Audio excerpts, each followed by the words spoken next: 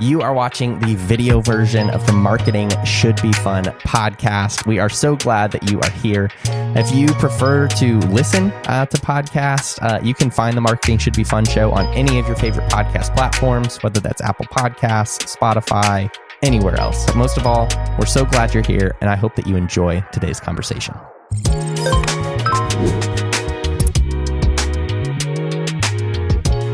Kelsey, how do we start with this episode with some Halloween music? Can you give us some theme music here? I feel like I've added them to every post I've done this week. I can't think of how it goes though. You need the like da da da da do do do. Savage Content has a Halloween reel going out on. I'm following the pumpkin head trend the day that this episode comes out. Have you seen that? Look at you being so trendy. I don't think I have. I've already established that our algorithms feed us vastly different content and trends. 100%.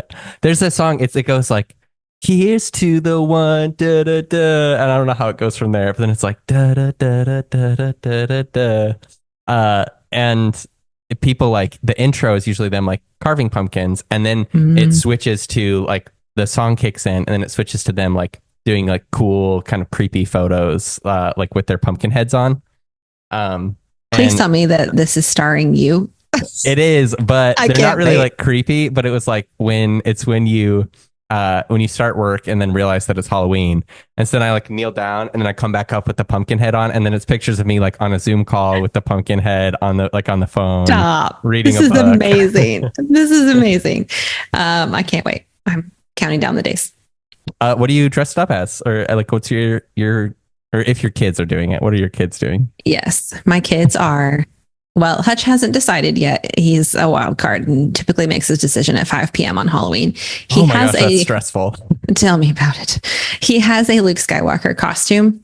Actually, it doesn't stress me out at all because my kids love to play dress up. And so I've long ago decided Halloween costume budget is just like, these are your toys. You play with them all year long. I don't care. Yeah. But he's trying to decide between Luke Skywalker, and then he suddenly has revamped his interest in Pokemon. And so he might be Pikachu last minute. We'll see. Wait, those are both really fun. Yeah. I hope that he chooses Pikachu. I know. We'll see how cold it is. That's a pretty hot costume for Texas. So, because we have like the full furry, like soft one. So we'll see. And then Piper is actually, you'll love this. Piper is Willa, who is a character from the Zombies movies. Wait, from the Zombies movies? I know that sounds weird. I'm not a big fan of zombies in general, but it's kind of like High School Musical these days. It's like a werewolf versus zombies Disney Channel thing. I literally have never seen this or heard of this. It's kind of cute. It's pretty like clean and just, no harm, no foul, fun little high schoolers doing their thing. But she loves it. So she's Willa. I love it. Willa is my daughter's name for those who didn't know. So that is very fun. Yeah. What about your family? We're doing the Mario theme this year. So amazing. It's pretty funny because Larissa and I are Mario and Luigi. So I'm Mario, she's Luigi. And amazing. Then Willa is Princess Daisy. And she's freaking pumped about it. She's literally been so excited. Every day she's like, "Can I wear my costume to school?" Because she got to the other day for their Halloween party. Oh yeah, and now that's right. She's like, I should get to do this every day. And then Gary's Bowser. It's a pretty cute little costume. And then Addie is Rosalina from Mario as well. Okay. So, that's really sweet. Fun. I can't wait to see pictures. Yeah. I don't know. We've never done a family costume. Oh, we do have to decide though if we're dressing Ivy up. So that is still, I probably should decide that today because I'm going to need to Amazon something our way if she is. It's our first year having a dog on Halloween. Yeah. Ivy is our golden doodle that we got this year. Hey, if Hutch isn't going to be Pikachu, Ivy could be. So I mean, that's true. We'll see. I'm not convinced she would leave any type of costume on or that I want to spend money on it, but time will tell. Time will tell. Kelsey, what is our this or that for today? Okay. Halloween themed. It's actually, well, first of all, I tried to get my kids to help me think of one. They're really into would you rather. So they were trying to give me ideas like, ask Mr. Austin, would you rather only be able to walk on your knees or have to eat? I don't even remember. Like they were coming up with all these strange questions. And I was like, maybe not. Here's the question I've decided on for today. It's really a yes or no question more than a this or that. Got it. Almond Joy on Halloween. Yes or no? Wow. My whole life, I think I just ignored almond joys for most of my life. Like it was just Yeah. like one of those that you're like, oh, this actually like isn't a candy. Like you just kind Yeah. of like put it to the side. It's true. But I do think like as an adult, I don't eat as much candy generally. Like occasionally I will like steal some for my kids or something. For sure. Um but I would say yes on almond joy nowadays. Like it's I enjoy almonds, I enjoy Okay. chocolate, and Okay. now I feel like I enjoy things that are less sweet, which almond joys are still very sweet, but Yeah. they Just at a least have a different. little. Yeah. Okay. I'll I go wasn't yes. sure. I wasn't sure what you were going to say there. So What would you interesting. say? I'm not really a fan. I would rather just, if I'm going to take the time and commit the calories to eating candy, I would like a Reese's, or like my favorite are like I know this is not popular, but like the white chocolate Hershey's with like the crunch in them. Ooh, those are good. I loved the, honestly, Yeah. I haven't had those in a long time, but I Yeah. loved those as a kid. I only have Yeah. them on Halloween because I steal them from my kids' candy buckets. They kind of know, like if they get those, Yeah. it helps you out if you give them to your mother. So they've Yeah. learned. I think like just candy in general, texture is the biggest thing. And I think that Kit Kats and Crunch Bars are the best I love a candy. Kit Kat. Yes, man. So many options. Can't wait. Yeah. 4 days. 4 days. Something Countdown look to my forward to. candy collection. Aren't you the type of mom who like throws it away after like 3 days? Yes, I do. No, I donate it to teachers to give to other children in their classrooms. I let my kids pick out a lot, but we have a huge neighborhood where everyone gives lots of candy, and I don't need that in my life. We don't need to get sick and be hyped up on sugar. Yeah, it is hard. And sorry, we don't have to keep talking about Halloween, but it is hard because like my kids, I forget what it was. There was just a parade in town for something. Can't remember what it would have been. Maybe like homecoming or something. Yeah. And they got like these huge bags of candy, and we like kind of like ration it out for them. Like we'll let them have like 2 or 3 pieces like in a day or something. And it's like even letting your kids have like 2 pieces a day, like it would take like the whole year Forever to get through that. So Yeah. I think we end up doing that too, but yeah, it's just what's best for all. probably. Okay. We could keep talking about Halloween. That was a forever. long Halloween intro. I'm a fan. Happy Halloween, everyone. Happy Halloween. We're going to have to put in the description like content starts at. Yes, fast forward unless you love Halloween. Amazing. So we are continuing our ABCs of content marketing little mini series. Our last episode, we walked through A of the ABCs of content marketing. And these 3, the A is adding value. B is building trust. C is creating connection or creating community. Each of these things, when we're thinking about content marketing, just in what we see work across the board of content marketing, are like the foundations, the building blocks of an effective content marketing strategy. Of like when we're creating a strategy, when we are thinking about the content that we want to put out, we want it to add value, to build trust, and to create community. The goal in this series is to just kind of break down those things a little bit more of like, what does that mean? What does this look like to actually do those things? So in our last episode, we went through all the details about what it means to add value, some practical ways to add value. And today, I would say we're kind of like taking maybe a deeper dive, like a step a little deeper on kind of an extension of that topic into this idea of building trust. And if you've been around marketing, if you've been around brand building for a long time, you hear that word a lot. You hear trust. You hear how that's important. You know that this is something that does matter. And bridging the gap between, like trust is important and I have to create content, and somehow both of those things connect and come together can be a challenge sometimes. And so that's kind of what we want to break down today. But Kelsey, when it comes to the idea of building trust, what kind of comes to mind first for you? Like what thoughts are kind of at the forefront of that? It's a great question. I think this one feels the most. I have lots of different ways I could go with this one. Like there's so much encompassed in this topic.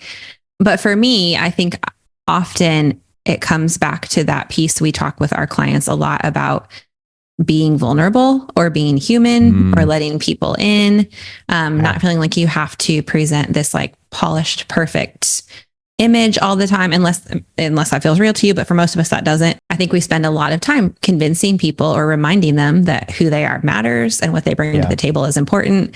And I think it is harder to build trust when you struggle to let people into that. We talk a lot about how content performs on a human level. It's something we've said. Yeah. You've taught me that. We've said it for years. And trust is the same. You build trust on a human level. Mm-hmm. Yeah. I think like anytime, at least for me personally, that, you know, people have asked me like for business advice or like are interested in like launching a business or something, or just asking like, how did it start for you? It's like, it all comes back to relationships. And I think like any business owner that you talk to, you know, would say that. And that means different things at different phases in a business. But I mean, at the heart of a business, like progress happens through relationships. Like you land clients and customers through relationships. You form partnerships in your business or in your organization through relationships and people that you know and who know you. And like all of these things, like progress in a business happens off relationships. And that comes down to trust. Like when you are, creating those, you know, if you want to think of like just in your everyday life, like creating those connections, you know, between people that you interact with, that is trust being built. And you are, you know, building that relationship that goes both ways, that makes both of you, you know, more comfortable if, you know, there's a business opportunity or, you know, something like that. Yep. And, you know, I know we've talked before about how content is trust building at scale. Like it's relationship building at scale, where with one piece of content, you can accomplish a very similar effect of that I trust you, kind of feeling that people can form with multiple people at the same time, just through that one piece of content. I think also with building trust, there is this piece that kind of runs in the back of our minds that we don't realize, or the piece that runs in the back of our audience's minds, even with just how often they see you show up. Or if they're like, oh, let's take social media, for example, like I see her on her stories, like I know her little bubble is always there, or like I've scrolled, and even if they don't stop and they don't like it and they don't, you know, say exactly what you want them to, there's this like human psychology of this layer of trust being built in the back of their mind of like, they're there, I see them, they show up. I know that they're, you know, I know their brand, or I know their look, or like, there's just that piece where like, I can trust that they're there. And there is something about that consistency. And we talk a lot about this, that consistency doesn't mean every day. Consistency means like, what can you keep up with, you know, kind of more in a rhythm that means that you are consistently there. And I think that is such a key piece too, of this concept I try to talk about with my clients, even of it matters that we show up, and it matters that content goes out, because so many reasons, but one of them is you are building this like almost invisible string of trust just by continuing to show up and share what you have to say and be a part of all the things that we talked about, adding value, building community. Like they come together in this trust because you are showing up consistently. Yeah. I mean, we're going to talk about that more in a second, but like literally consistency is the number one thing when it comes to building trust. Is like, in general, content marketing effectiveness is just as much about just doing it for longer than everybody else as it is, you know, about like what you're actually sharing, which is like very real. But it's so easy with content to just get caught up in like, even just this idea of like trust means like, trust is the same as like the numbers that I see on, you know, how something performs, or, you know, like that those two things always correlate. And that's not always the case. And, you know, this is one of the things that we work with our clients a lot on, but just that we really champion is just this perspective of not just boiling the value of content down to just the things that you can see. That's very important. Of course, we want to see growth in our podcast downloads. We want to see growth with our, you know, social community and things like that. But when we kind of boil it down to that, we ride the waves of the value based on if something connects or doesn't connect. And, you know, that tells us this is valuable or not valuable. And that is not true. And something like you're talking about with consistency is, and the trust that's formed as a result of that, is something that you oftentimes you don't see on that individual level. Like you don't always interact with, because there's so many times where people might not interact with that piece of content, but they get value from it and they recognize that you were the one that gave them that value. I know that we shared an episode, it was in our top 5 recently that we shared to Savage Content Social and to our email subscribers our most popular episodes of this podcast is when we told a story about a nonprofit down in Texas and how they doubled their following. They went from, like 1,000 to like 2,400 followers, like overnight. They had been consistent with their social, strategy for like 8 to 9 months at that point. Like we had been, working with them and supporting them. And you were heading, most of that up, Kelsey. They had one piece of content go viral, like it, connected really, really well. And most people would just be looking at like that piece of content as that is, that's effectiveness. Like that is what matters. But what we saw is that most people actually went back and looked at all of their old content before they hit follow. Like it was like, we could see this trail of like, this person liked this post, this person liked this post, like this post, and then they hit follow. And it's because like all of that older content that wasn't as effective, from a numbers standpoint, still served a purpose that was, kind of beyond what you would typically look for. And it built deeper trust for people that told them that that this was a community for them, that this is a place that they should stick around.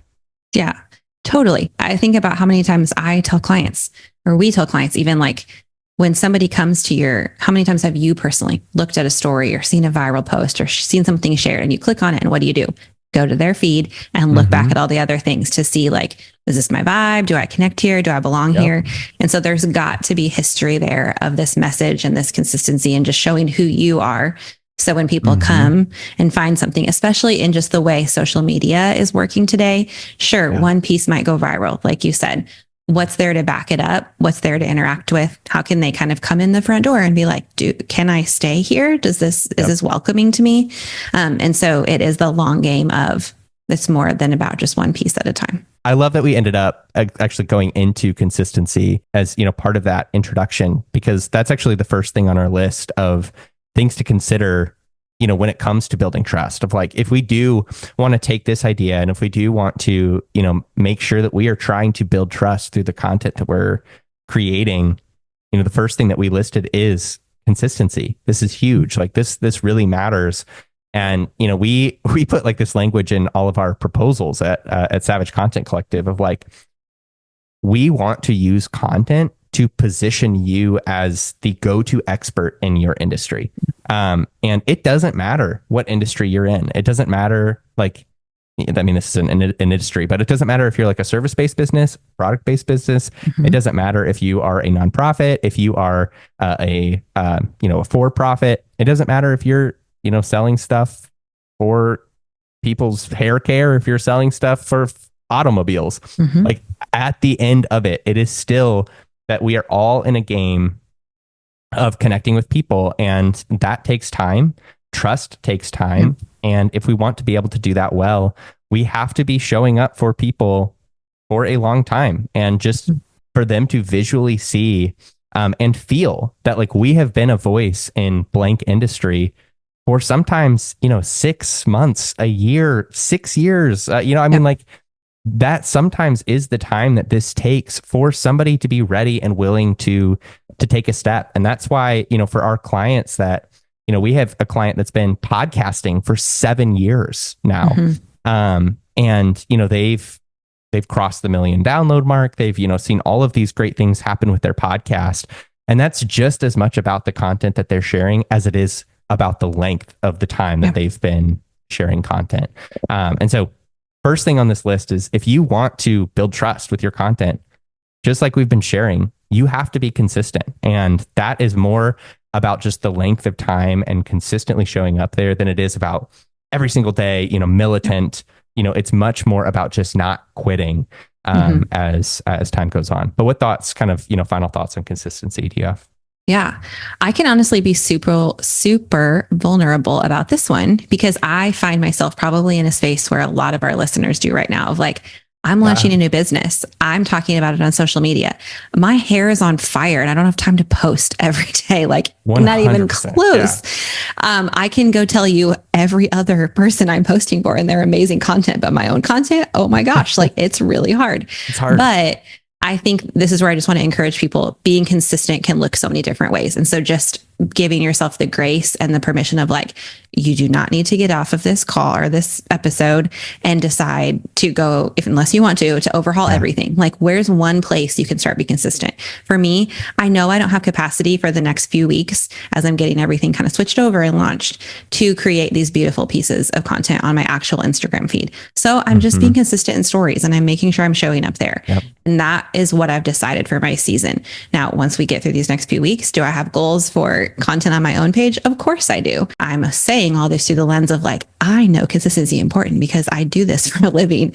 And yet here I am, like, fighting through the same messages I think a lot of our clients tell themselves. And honestly, a huge reason why it's great to outsource it and get it off of your plate. And that's where 100%. You and I come in a lot of ways, because it just goes to the bottom of your list so fast. But I just wanted to encourage someone who's listening today that just feels like, I cannot add one more thing to my plate. A, call us, we can help.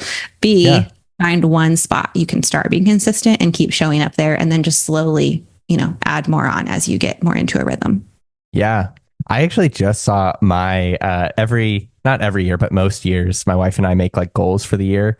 And I was just looking at our list the other day, and it said like, post like 4 times a week on social or so. And it was like post one YouTube video every week, which honestly are, like this year ended up being interesting for a lot of business owners. Those are great goals for me to still carry into 2025. For sure. But I had to catch myself for a second because I was like, I had that moment of like, oh, I'm kind of disappointed that I didn't do that. But then I was like, well, at the same time, but I was like still consistent, like I still was, I showed up, I was consistent, and, we balanced kind of like what it looked like for me to share on my, personal feed, but also to share on our company feed and what that looked like. And, just kind of coming back to this, like, and that consistency matters. I was not silent this year. I did not quit, and there will be fruit, from that, from those efforts. Yeah, 100%. There's a lot of humanity and grace for yourself in this message too. And really taking time to decide what does consistency look like for me, not what does it look like for the person I'm comparing myself to. All right. Number 1 on the list is be consistent. I feel so hopeful after that one. That was so fun.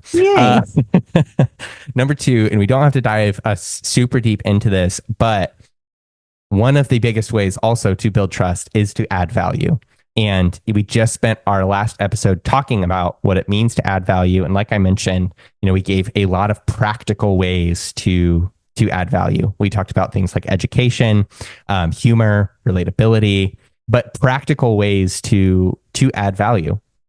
And when you do that, especially through, kind of just thinking through that lens of something like education, when you're teaching people about a topic, you again are positioning yourself as that go-to expert. And this is, often different than promoting your products. It's different than, jumping straight to sales, always sales. Though that's a part, like we talked about in our last episode, that is a part of even a content marketing strategy. But going beyond that and thinking through how you're teaching and connecting with people is a core way to build trust. So on that second one, thinking through that lens of one of the biggest ways to build trust is to add value.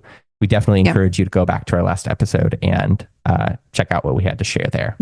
I also think when you have the lens of adding value and like educating and helping and sharing tips, that almost helps you be more consistent, because I often find that it wears you out to consistently feel like you are promoting your product, where if you get to come to the app or the email or your episode and share a how-to or a quick tip or something, that can often feel like, oh yeah, that's no problem, I can do that. Most of us have it ingrained in ourselves of like, yeah, I can teach you what I do, I can tell you something that will help you very quickly. So for an example, like a couple of our clients, like one of them is a hair care stylist and provider. I have another client who is like a color stylist and helps you find your right colors. Yes, often we are asking, hey, buy this shampoo. Hey, come to my studio and have your colors done. But often we are also saying, hey, here's a quick hairstyle you can do for a busy mom, running out the door. Or here are some tips for family photos if you're trying to figure out what colors to put together. So just another nod to how adding value and building trust and being consistent kind of all live in the same family. Another aspect we wanted to bring to mind is just the importance of being yourself and how this really does help you build trust with your audience, because they want to build trust with you. And when you're yourself, and even just that authenticity piece and that vulnerability piece we talked about earlier, and kind of letting people know who you are, not just what you do, not just what you offer, but who you are. And if you are a brand who's not just one person, you can still do this of like your brand's values, or like you're saying with sharing team photos, or getting that human piece to go along with the messaging and the services and the opportunities you provide. Being yourself really does help build trust, because we are all humans on this app to connect with other humans at the end of the day. And I think also being yourself and knowing your message and your gifts and what you offer, and just staying consistent in that, that helps so much, rather than feeling like you have to look to the left and look to the right and change what you're doing because of what you see happening over here or over there. Be yourself, stay there in your lane in a good way, and just be consistent with that. Again, you're seeing how all these principles literally just overlap and lay over each other in such great ways, is going to give people the opportunity to connect with you over a long period of time, trust you, see that you're there, you're not changing. Who you say you are is who you are, and just layer on that trust with them. Yeah. There are no rules when it comes to content marketing. And this is Austin Savage's favorite quote to say ever. I'm going to get you a shirt with that. I honestly, please. I say it all the time. And there obviously are people who would disagree with me, and there are very smart people who say that.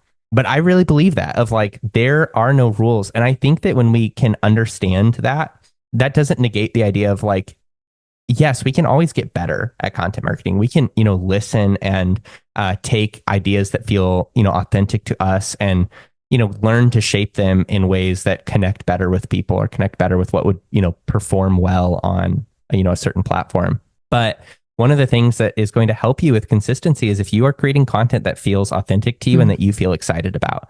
And so often we think of content ideas, and we always push them to the side, or we think of how we would feel most comfortable showing up online, and we push it to the side because it doesn't look like this person, or it doesn't look like what you've heard are like the best practices. We limit ourselves from creating or having opportunity because we don't think that our ideas or what feels most interesting to us are worthwhile, are worth kind of seeing the light of day. And I think that this is such an important part of this point of being yourself, of, like what content feels exciting to you? Like what content does feel, true to you? Like you might see a lot of people in your industry who are creating a lot of professional, videos, or, like these like very sort of like produced pieces of content. And maybe for you, like it's a lot easier for you to just take your phone out and just record a little video, or to just kind of take like little pictures from around the office and, like add value that way. And it's okay to at least start with what feels most authentic and what feels most comfortable to you. That's why for me, like I am often showing up in that way of just recording a video of myself, just talking. Effectiveness wise, like there is other types of content that I could create. I could invest in other things that probably would help my content, reach a little bit further. But at this season of my business, and at this season of what, feels most authentic to me, showing up in that way and in that style of content feels most true to myself as a business owner, and what I kind of want my feed to feel like. And that will shift and that will change. And it's okay for me to be myself as, those shifts happen and take place. Speaking my language, it kind of goes right into the other point we wanted to make about knowing yourself. If you don't even know who you are, or what feels exciting to you, or what feels like something you would be proud of to share, you will feel easily blown by the winds of what's the trend, what's viral, what are the gurus saying this week? Or even if you're just not sure of the message you want to be sharing, or not sure of, the purpose or the gifts of what your company or your organization offers. I do think, as maybe philosophical as this can sound, there is great value in doing the work of knowing who you are, knowing yourself, coming to terms and even healing through some things that you may be, listening to in your mind that are not true.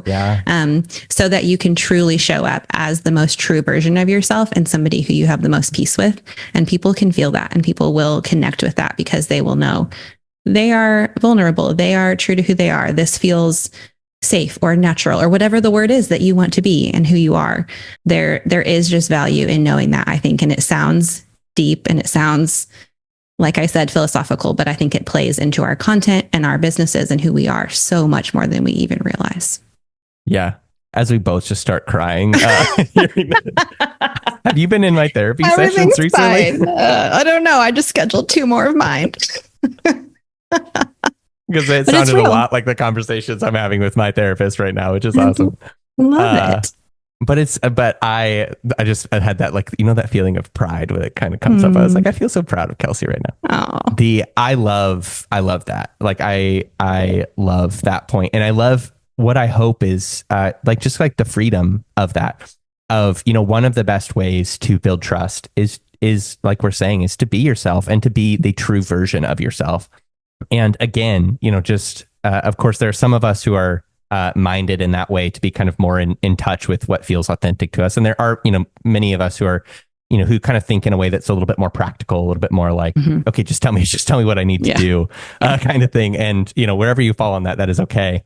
But, you know, for those people who are more practically minded, again, that does not mean that you can't get better, that you can't, you know, have that checklist of like, okay, this is what I do every week, you know, just like rocking through it. But when it comes to then the type of content that you're sharing, how you're sharing it, you know, all of these things, it really does come back to that question of, you know, what is truly you and what are you actually hoping to accomplish? And, you know, that's one of the big reasons that I wrote the 101 affirmation series, is because, like, I want people to feel confident in themselves, is like to be able to repeat these affirmations to themselves and believe it and understand themselves and, you know, see those things as valuable.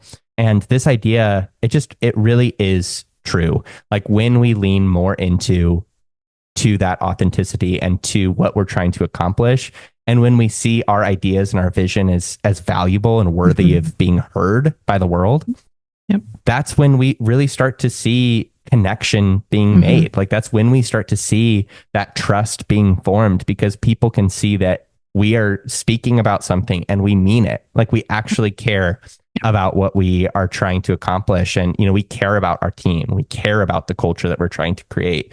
And, you know, this content that we're creating, yes, it's marketing for us. Yes, you know, we are teaching you this because, like, we hope that in the long term, there is that exchange of value where we are giving you education, giving you help. And in the long term, you are supporting our organization. You are taking a next step with our business.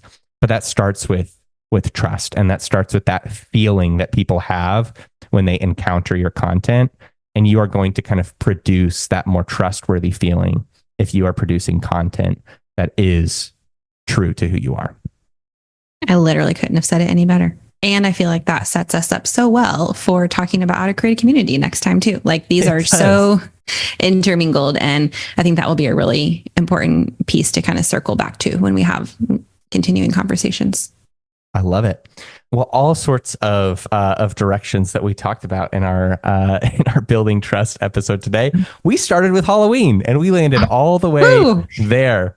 We have run the gamut of emotions and feelings in this episode. So thanks for coming along, friends. Yes, we have. I think I need that Almond Joy now. It's really way to come full circle. Well done. But again, we mentioned it earlier. Please go back and listen to the Adding Value episode if you have not yet. We hope that you found some good nuggets or things that, you know, inspired you to think about building trust differently in today's episode. And we'll be closing out our little mini series about the ABCs of content marketing in our next episode about creating community. So we'll see you right back here next time on the Marketing Should Be Fun podcast.